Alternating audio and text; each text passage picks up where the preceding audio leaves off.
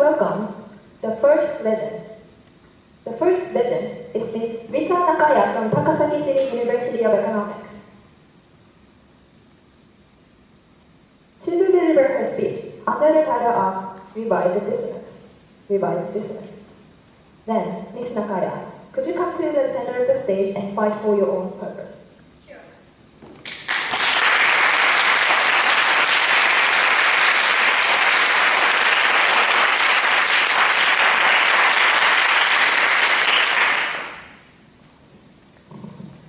Thank you, the Masters of Ceremony, distinguished judges, and all the organizers. Good afternoon, ladies and gentlemen. Good afternoon. Thank you. My heart beats as I finish my piano performance in an international contest. Surrounded by applause and claps, I think today's performance was great. My parents will praise me. Back then, I felt my value depended on my results and my parents' praise. Because my parents always praise me only when I achieve something great. And always when I imagine myself failing, I can just hear a dissonance of the piano saying, "You are worthless without results." I was terrified to death of failing. Everyone, may I ask a question? Do you think you are a valuable person from the bottom of your heart? Many young Japanese people don't feel this way. According to the Japan Institute for Europe Studies, 70% of Japanese lack confidence in saying, "I am a valuable person." This feeling, known as a sense of valuelessness in Japanese, mukachika, tears people's lives apart. Just like the dissonance I was hearing, many suffer from this unknown diseases spreading among the youth. And today, I stand here to solve this very issue. I truly wish, after this speech, you will find a way to feel more valuable towards yourself. At 17, I missed some notes in a big piano contest. Didn't win, and my parents told me off. "What are you doing?" My father shouted, looking at me as if I was rubbish.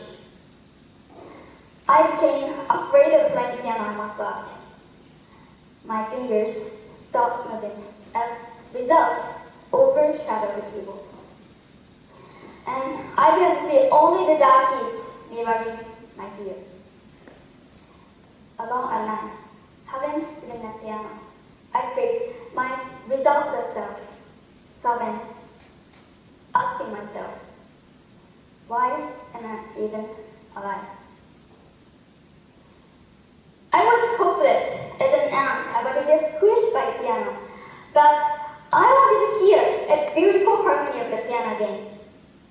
I wanted to live a happier life.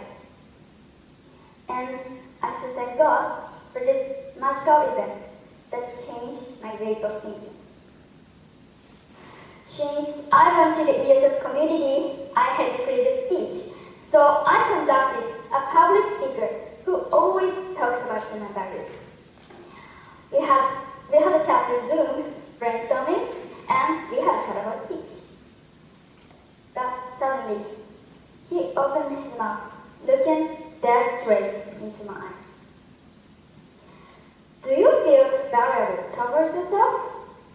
Tell me, what defines your own values? I hesitantly replied, no, and the result, I believe, define my value. He said, no, you have been valuable since you were born. Your value isn't based on what you do. You are valuable as who you are. And I know that you want to believe that. I was shocked. Tears were flowing unknowingly as I realized I wanted to feel better even without results. entire life, I was hurting myself, biting myself, accusing myself, killing myself, because of results other people's thinking instead of myself. And I knew I had to change. To change, I began to face days of research and effort. And after 2 months, our path is closely related to the sense of valuelessness. Those who could not earn unconditional love from their parents tend to develop this kind of notion. For example, when children are only placed when they achieve something great, they begin to think results are the definition of value. If they get accepted when they show loving attitudes, love becomes their definition of value. A conditional love from the closest person makes us think we need to do something special to feel valuable. We have no control over our past or the people close to us. But I thought that doesn't need to give up. I saw the way and I found it. To rewrite our belief towards valuelessness, if we can rewrite the notion created by the past, you can break this vicious cycle.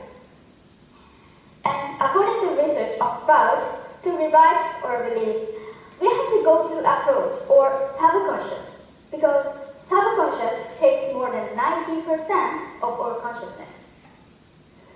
So, to rewrite our belief towards valuelessness, we need to tell our mind that we are valuable as we are.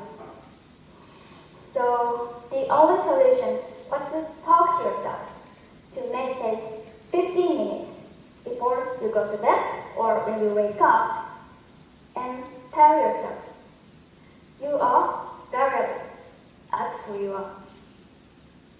This is because sleep is the entrance or subconscious, and our voices are not here before and after we go to sleep. At first, I did not believe this simple way can change our valuelessness, but this can slowly but steadily change our beliefs. Ladies and gentlemen, I have journeyed with a lot of information, but the genuine message I want to convey is you are valuable as who you are. And I know that some of you out there know what it is to feel valueless, lonely, and somewhat painful to live. Let's change how we think. Let's change that dissonance into a beautiful harmony. All you needed is not disappear, but 15 minutes to tell yourself that you are valuable as who you are. Thank you.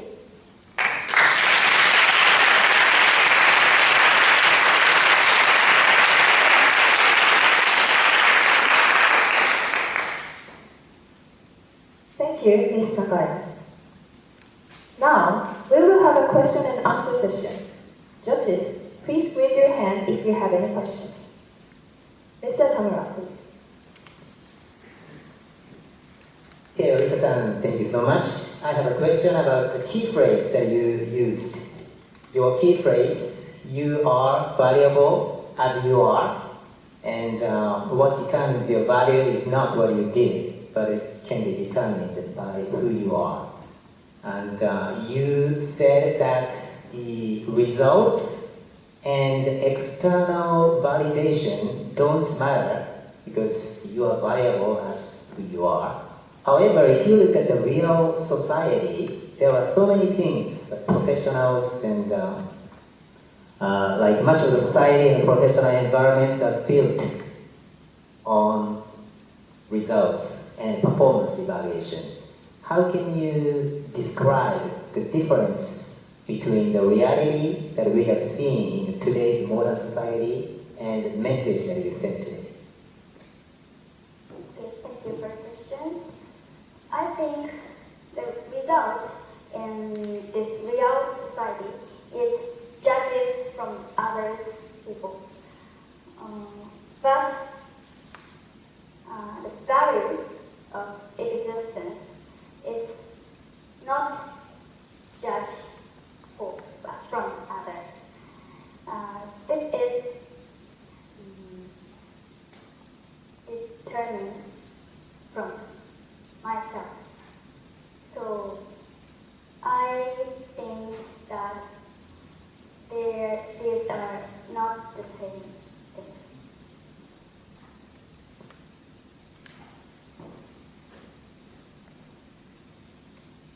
Mr. Kubota, please. Okay, thank you very much, Mr. So, in your speech you said that let's not be bounded by the results. And the next part you say, let's not be bounded by our past. So which is your main theme? Which are you talking about the results or about the past?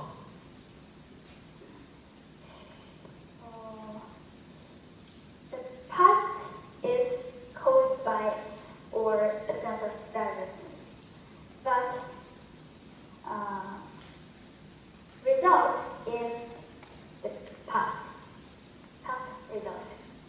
So, okay, so you mean that result is included in the past, so let's not be bounded by our past.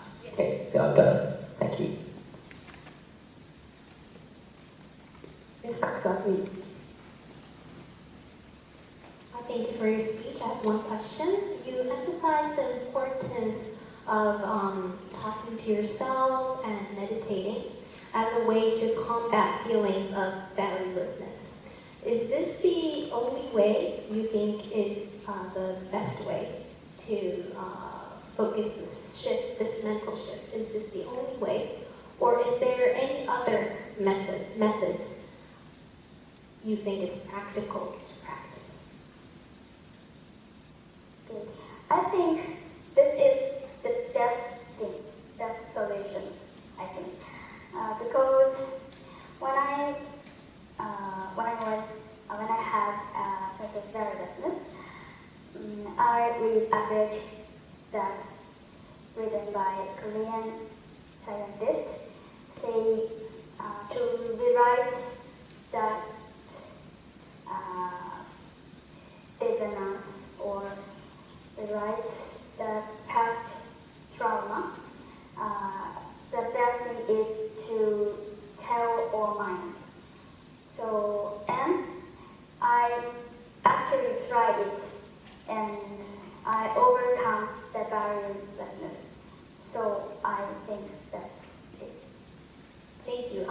Just additional question. Is there a best timing of meditation? For example, is morning good, noontime, or evening? Is there a specific timeline you suggest us to do this meditation?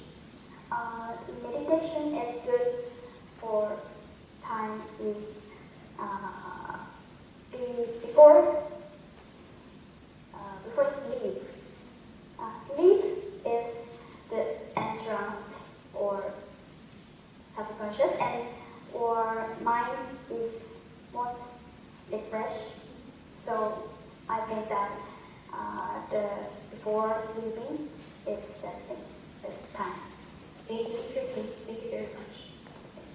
Unfortunately, the time has come. Thank you, all of the judges and Ms. Nakaya.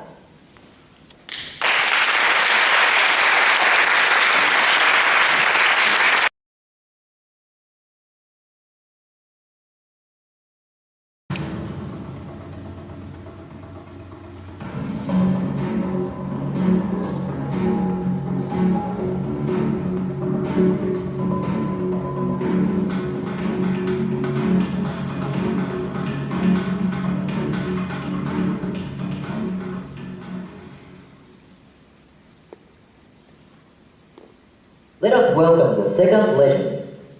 The second legend is Ms. Haruka Kakoi from Tsuda University.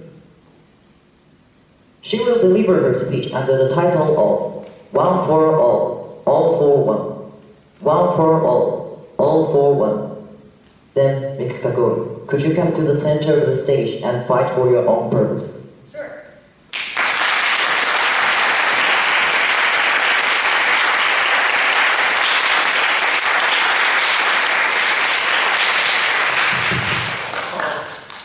Thank you, the master of the ceremony, distinguished judges, audio managers, and audience. Hello, everyone. Hello. Thank you.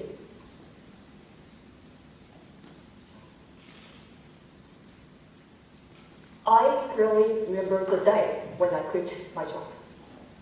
How can I forget? Not because I was sad to say goodbye to everyone, or I was glad to be free from that job, but I was full of fear, sadness, anger, and regret. I wish I hadn't talked to him. I wish I hadn't chosen this job. Sexual harassment. In Japanese, sekohara bothers someone's workplace by sexual words or acts. My former boss called me to ask some questions, whether I had a relationship with someone or was interested in having a boyfriend. After I told another boss that I was harassed, I couldn't eat, work, or even breathe as I used to for a week. I knew how painful it was when I became a victim. At my new workplace, I was asked the same questions. These traumatic experiences made me realize two things: how harassment is close to us and how I was unconscious of it. Today, I'm going to talk about sexual harassment, especially how to protect yourself and someone around you. Harassment should be gone immediately, but I want you to think about what we can do as workers and what society should be. My goal is that everyone works in a safer workplace. This speech is for every current and future workers.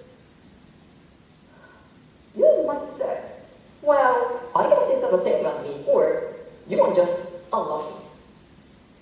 But is that true? Was I just unlucky?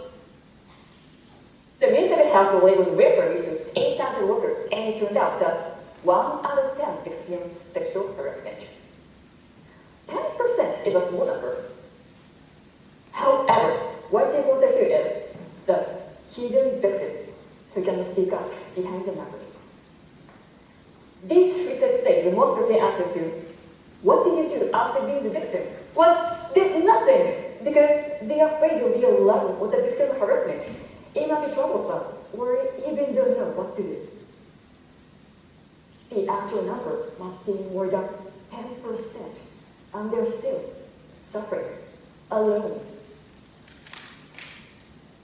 Actually, I was almost becoming the hidden victim. I needed help. Please, anyone listen to me. But I couldn't talk to my boss, even to my parents, because it needed courage. I couldn't avoid a no-way out situation. Thanks to my kind boss and friends who listened to me, I can recover and start here today at the J.U.E.L Cup to deliver the message. However, what if no one listened to me, or they lost them saying, it's also your fault? Or what if I tried to forget by ending my life? Imagine this happened to you, your coworker, your friend, or your loved one, and they're suffering alone. Is that scary? Sexual harassment. Now, it's no way trouble, but can be a knife that kills the victim's heart. So, why is sexual harassment that we can prevent? The first is the lack of knowledge about harassment. Nowadays, most of you know that harassment can be allowed, and many companies have left on it. But do you know the definition or solution to harassment? And how can we prevent without knowing them? According to Hoken Clinic, only 8% of workers answered that has bothered someone. Yes, lack of knowledge can cause harassment without noticing. The second is lack of support for workers. The main solution of workplace trouble is hotline, which connects workers and experts impersonally. However, after my former workplace, there is a hotline, but the post service exhibited that we don't know where. According to risk advisory, 93.7% of company household line, but the annual report is under 10 cases. If workers find it hard to talk about their troubles, hidden victims might increase. Lack of knowledge and support can create next victims. You might text someone before you notice. Is it cycle horrible? Everyone, now it's time to forsake ourselves and make a safer environment that everyone can speak up. Of course, harassment should be brought immediately, and I want the government to punish them. However, it's not enough if workplace itself doesn't change. So, what can be done? The keywords are one for all and all for one. First, one for all, which individual person can do, is to get knowledge about harassment. I had no idea what to do when I became a victim, which took a long time to solve the issue. If your coworker told you they might be harassed, what would you tell them? If you had evidence, what would you do? Could you answer these questions? I want you to check and understand reading the guidelines by the Ministry of Health, Labor and Welfare. Second, all for one, which all workplaces can do. Strengthen the system for workers such as hotline or the lecture to get proper knowledge. For example, check method by who can serve the question board to debut the knowledge and analyze whether the worker has potential to be a attacker or not. Also, open-minded workplace enable workers to talk about their troubles within help.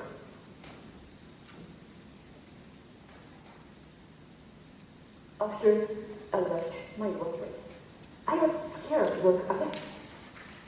However, at my new workplace, my boss took care of me when I told him about my traumatic experience, and he detected that I had been stressed by how housing was by a coworker. He told me, "It's not your fault." At that moment, I felt I was not alone, and this was a safer workplace.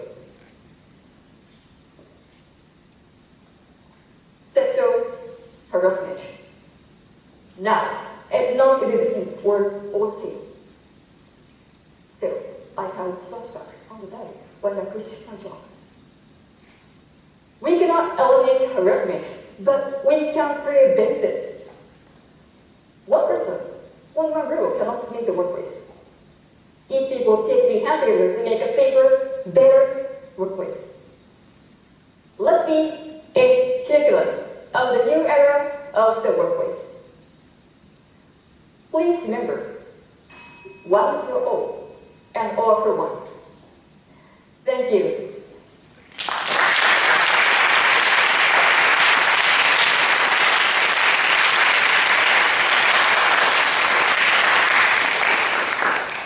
Thank you, Mr. Go. Now, we will have a question and answer session. Judges, please raise your hand if you have any questions. Mr. Miller, please. Thank you, Ms. Kakui. A question for you. You said your boss said it's not your fault. And I think this is an important point because at that point you felt listened to and that somebody believed you. So my question is, why? Why is it that victims often feel it's their fault, even though they're the victim? Why do they feel like it's their fault? So I found the key. The first harassment accident in Japan is in the 1990s. And the victims were so criticized because they, victims are thought to be laugh and just, it's harassment, and they just laugh it off. Yeah, so it might be the key. Okay, thank you. Mr. Tamra, please. Okay, so this is the similar question with what Mr. Miller said, but you said only 8% of the workers acknowledged they just have other people. So the number is really small, so that means that you really need to make them aware that they have actually burdened other people. So what would be the appropriate way, in your opinion, what do you think are the most effective ways to make them aware that they have actually burdened other people? So nowadays, most of you know that harassment cannot be allowed, but I think we actually don't know the definition or what kind of words or acts can be harassment. And maybe you have a boyfriend or touching someone's shoulder. Some people think it's not harassment, but for some people it can be. So yes, we need to acknowledge that what can be defined as harassment. How would you let them know that they actually did a sexual harassment while they are not aware of that? Okay, so actually, saying directly to the person that it's a harassment, it's not actually good because you might hurt the attackers. So I think the proper way is to have a lecture or the companies acknowledge that everyone. So it's going to be effective. Mr. Kubota, please. Okay, Haruka-san, thank you very much. You talked about how to tackle the problem in the sexual harassment in workplace, but what about the sexual harassment in the households or schools? And this could be more serious because from about the workplace, maybe you could have an option to escape from that, or maybe you could use some kind of hotline assistance to fight against that perpetrator. But in households, there's nowhere to escape from your father or mother's unintentional words, and it's also difficult to escape from schools. So what could be done in what kind of idea do you have to tackle with the sexual harassment problems in households or schools? Okay, so actually I read the guidelines of school sexual harassment by Kanagawa Prefecture, and it says that you don't have to set up, and you have the place that you can talk, such as hotline or some experts. So I think in any cases, there's nothing that there is no escape. Yes, and I want the victim to tell that you have the way you're saved. Okay, so even in schools or even in households, you could use the hotline to discuss about this problem. Yes. Like that.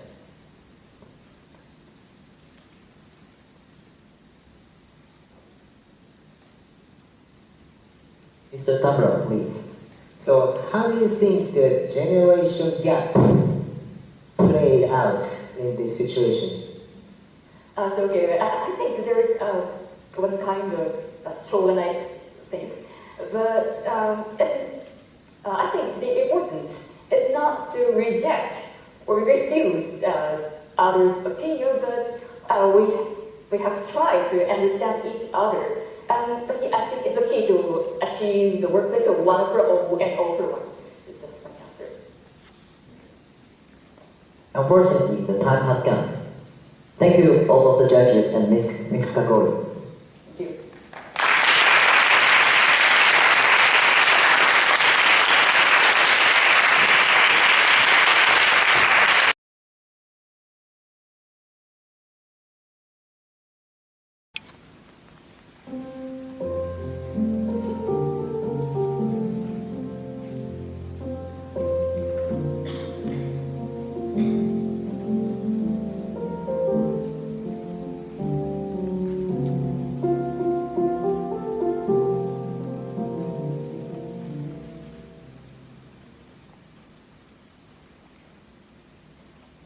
Let us welcome the third speaker, legend. The third legend is Miss Keito Tanaka from Tsuda University. She will deliver her speech under the title of Savor Not Your Decision. Savor Not Your Decision. Then Miss Tanaka, could you come to the center of the stage and fight for your own purpose?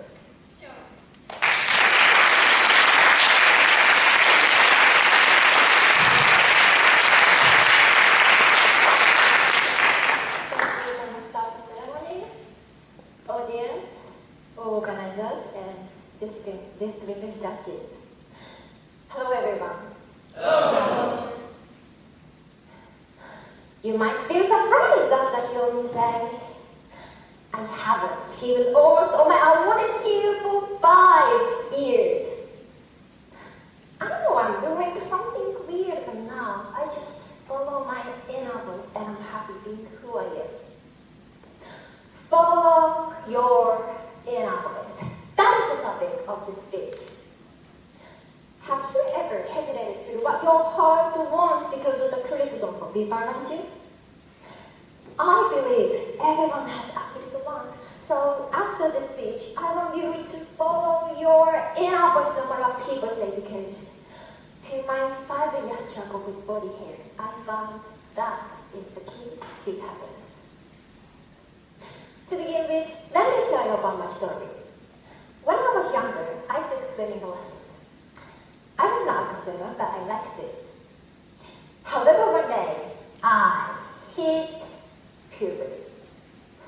During puberty, shishunki in Japanese, you experience various kinds of physical changes. Body hair growth is no exception. So I had to shave before my swimming lesson. At first, it wasn't so much a burden on me, but as my body matured, shaving became painful. Especially when I had to shave my armpits. It was devastating. That was because I had to shave them every night. Every night. In the bathroom, I held a shaver in my hand, thinking, again, I have to do this. Every night, I put a razor deep into my armpits, wishing that those ugly little hair could forever disappear. At the same time, I began to feel insecure in every swimming lesson I felt. What if someone sees my body hair? They must think I'm disgusting. Even after I quit swimming when I was in 6th grade, I didn't quit shaving. Although frequent shaving caused me pain and stress, my not doing it was another question. I kept shaving and shaving and shaving until I got tired of everything. Ever then, I looked at my shaver, trying to shave my hair as usual. Then, I heard something in my heart. What am I doing? Why do I have to do this? I don't want to do this anymore. In the bathroom, I decided to follow my inner voice and let my body hair grow. Eventually, I realized my life is much more comfortable. Now, I am happier than I used to be when I constantly shave my body hair. Why? Because I stopped shaving? Yes, but technically, no. That is because I listened to my inner voice and followed it. The lesson I learned is to follow your inner voice no matter what people say. All those years, I've been hurting myself with a razor, and the experience I got made me realize that killing my voice to satisfy others was nonsense. It's my life. It's my decision, not for anyone else. Besides the pleasure of body hair removal, there are lots of social norms like men have to act like this or women should wear this. And sometimes your family, friends, teachers tell you what to do, like, it's weird to do that. Or, if you don't do this, you are a failure. You can just obey them, but in the end, you're going to regret lying to yourself saying, I should have done that. But you cannot live your life, so instead, let's listen to your inner voice. That is the key to happiness. And actually, following your heart is proven to contribute to happiness. According to Kobe University, self-determination has a stronger impact on happiness than academic backgrounds or income. But sometimes, voices of others distract you from focusing on your heart, and this is human faculty. According to psychiatrist Dr. J.U.E.L Cup, humans have desire to be accepted and therefore be careful what you say and try to fit in. So, how can you focus on your inner voice? The answer is task separation devised by available psychologist Alfred Adler. Task separation is about finding your task by drawing the line between you and others. So, to find your task, ask yourself 2 questions. 1. Who is responsible for the outcome of your decision? 2. Who can control the outcome?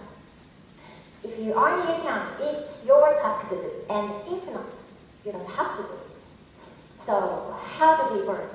Suppose you have a dream, but you cannot make up your mind because people around you say it's stupid. Here, to give up on the dream is not your task. That is because its ultimate purpose is to please others, but no matter what you do, it's their task to decide whether they like it. You cannot control or be responsible for their task, so you just have to do what you can, which is, in this case, to pursue your dream. I accidentally practiced task separation when I stopped shaving. I realized that to shave the knot was about my body. No one but I could be responsible for it, and how they judge me was none of my business. I finally found my task. Now, I am truly myself, and I'm happy about that. Yet, some of you must think, following your heart is just being selfish, but think about it. When you follow your heart, you have passion and faith, and you go for it with the responsibility. Even if you fail, you can change the situation for the better. It's never selfish. Finally, everyone, let's listen to your inner voice. What does it say? Does it say you feel good doing what you're doing? Or does it say you feel wrong doing it? Your heart knows everything, so stop ignoring them. Stop letting anyone decide who you are. And now, let's follow your inner voice because shave or not, do or not, that is your decision. Thank you.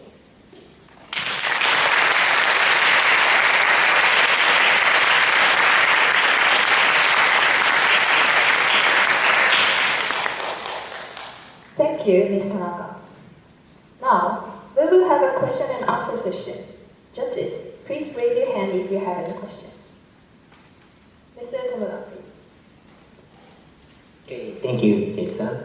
So, I'm fascinated because you cited Adlerian psychology concept, and the task separation emphasizes the importance of focusing on the what you can control. But sometimes following your inner heart, following your inner voice, sometimes could lead to social isolation or negative evaluation from your team members. Would you still want to follow the concept of separation of task? Yes, that is because Adler actually points out that task separation is not about being isolated or being, individual, because he said that we live in a community where we help each other. So even if the person pursues his own purpose, people around you can help them because we love each other, we support each other. Trying to support other people, trying to help other people, do you think that you contradict yourself with the concept of task separation? I don't think so, because task separation is about finding your task, and the task is something you can control and something you can be responsible for. And even if you fail something you try to do, as long as you try to clean up your mess, it's okay. But sometimes the difficult thing happens, and sometimes a person can't handle. But in such time, people can help each other. You can support each other, and it's not against the task separation conception.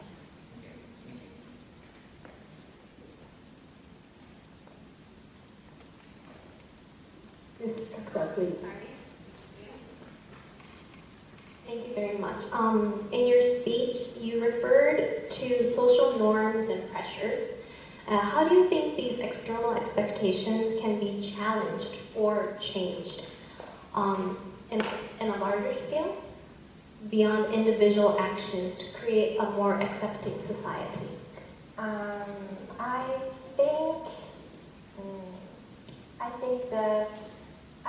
believe that following your heart is really important, and if every individual can follow their inner voice, we can have healthy relationships. We can have healthy relationships because, like, forcing someone to follow you or what you think is not healthy because you are being selfish. Like, why can't you follow what I say?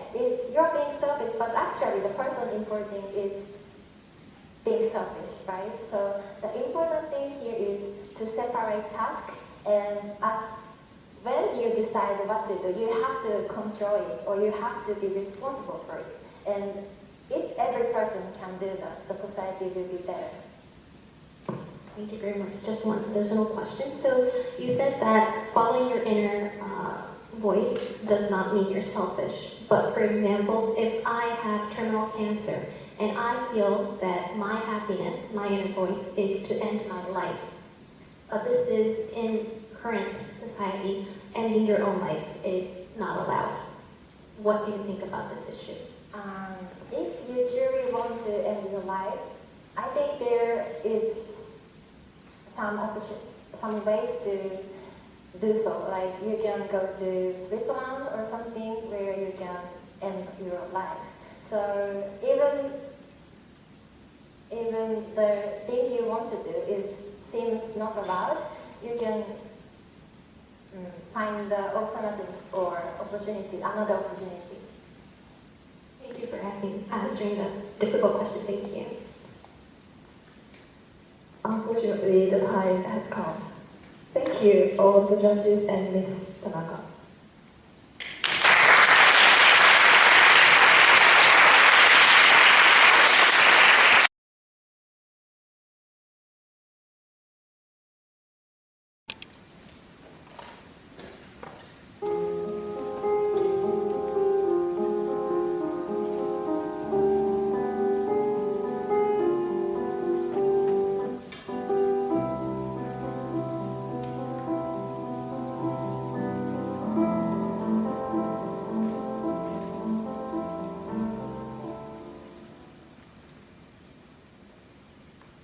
Let us welcome the fourth legend. The fourth legend is Miss Mami Arisako from Hosei University. She will deliver her speech under the title of We Save You, Not Alone. We Save You, Not Alone. Then, Miss Arisako, could you come to the center of the stage and fight for your own purpose?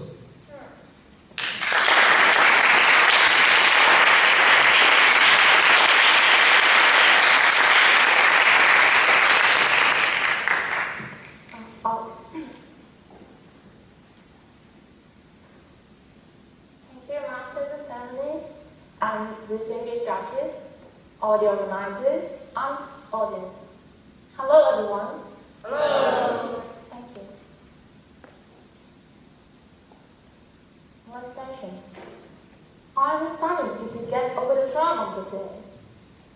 I'm studying to reduce the number of the victims who suffer. Even here now, my legs were shaking, my heart is rising. It was a sad day. I was alone, and numerous victims are the same way. Today, I'd like to talk about what you can do when you witness molestation. Please don't turn away and say it doesn't matter. Please listen to a small voice. What do you think about molestation? Of course, you understand it should be tolerated. However, I feel that it is a law in parents' lives. So, if you're moved by my speech, Please have the courage to take action. I hope we will create a society that does not tolerate molestation. According to a survey conducted by the National Police Agency in 2022, there were 2,200 sexual arrests for molestation. It mentioned to shoot about 6 cases of molestation per day. However, this number doesn't show the actual number of the victims. It is because the victims of molestation don't call the police, even they have been victimized. Here is the data from a survey conducted by the Tokyo Metropolitan Government in 2023 regarding molestation victimization. According to this survey, about 40% of victims said that they put up with it or could do nothing about it. And this survey also asked the question, how would you have wanted those around you to do? To this question, about 44% of victims said that they didn't expect the people around them to help. What do you think about these answers?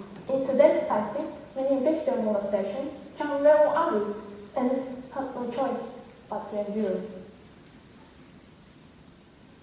So what is it different for third parties to be? I think the most cause is that it is different for the molestation. According to a survey conducted by the Tokyo Metropolitan Government, this was the most reason why people fail to act when they witness molestation. It is clear that this possibility was falsely accused of molestation, and it should be happened. However, if we don't take any action because we cannot be sure, the victim in front of you will have to suffer alone. I was the same. No one will help me. Let me share my story. I was molested when I was on a train. The time was 11 p.m. I was shooting the shit and looked at my phone. At the time, a passenger sitting next to me tapped my leg with her hand.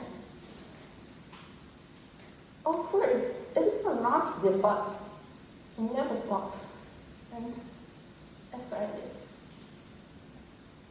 I was so scared. My legs were shaking, my hand was rising. I looked up and let the eyes of my passengers please help me. I sincerely hoped it, but no one looked at me. Maybe it was just no one noticed, but then I gave up everything. I feel no one's on my side. After the day, I became afraid not only to ride a train, but also mind just passing the street. Fortunately, the fear has left his side, but I still remember that it disappeared after that day. It is not rare people like me to be traumatized, and once a head is wounded, it doesn't heal safely. So I want everyone to ask, if you witness molestation, please take action against it. But I know it takes a lot of courage to take action right from the first, so I want to suggest 4 ways you can act if you have no certainty. That is safe. Safe for action that I want people like me to do when I was molested. These are see, attention, verify, and evidence. First, see. If you notice that someone is being molested, turn your gaze there. This is not only to see what the situation is like, but also where the may stop that. So if you see suspicious behavior, please look at it. The next step is verify. Confirm the next step is attention. If you witness molestation, get attention to the perpetrator. The easiest way is approach the scene. Approaching and attracting the attention, you may be able to stop that. Next is verify. Confirm the damage situation, how the victim won't handle the situation. The point is to stay close to the victim. Respect their wishes and consider how to respond. Finally, there's evidence. If the victim decided to commit crime, this evidence is very important, so if you're in a situation where you can make such as video or photographs, record it. These are what I suggest. Save. So why is it important to take action?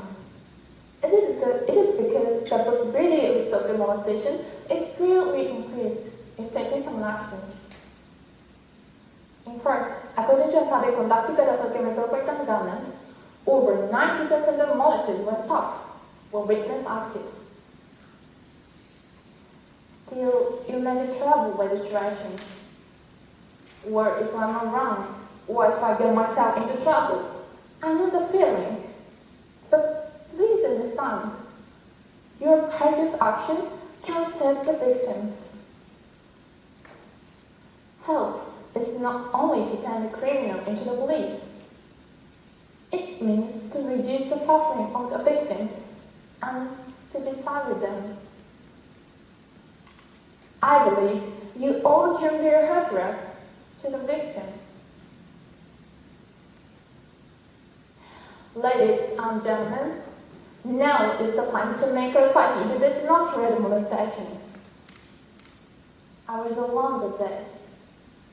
My legs were shaking, my heart rate was rising. But I could say no to me on the day. We said it, not alone. Thank you.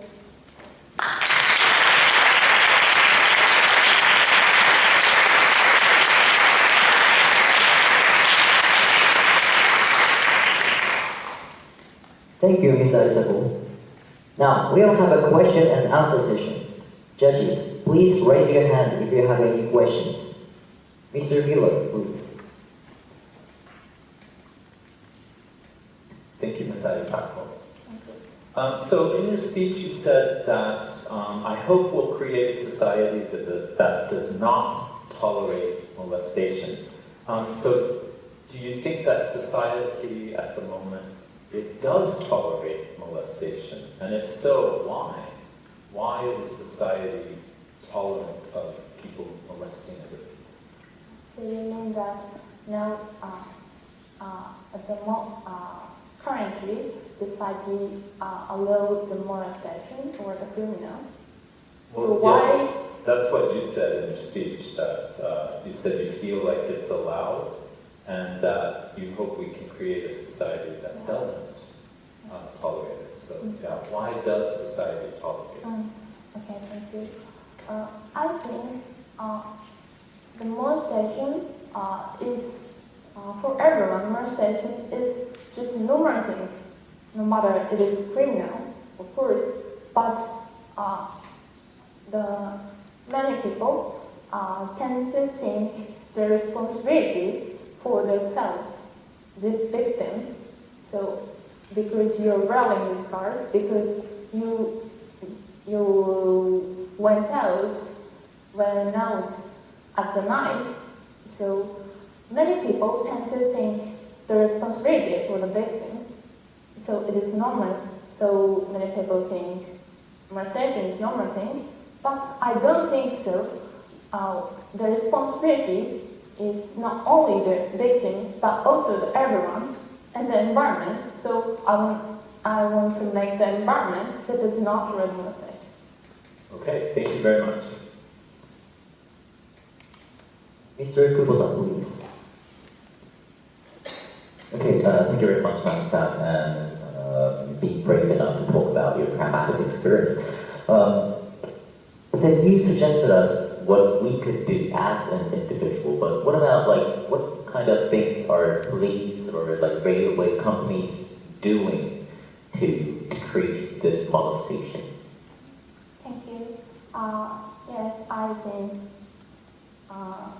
for example, the company or the police can make opportunity to learn about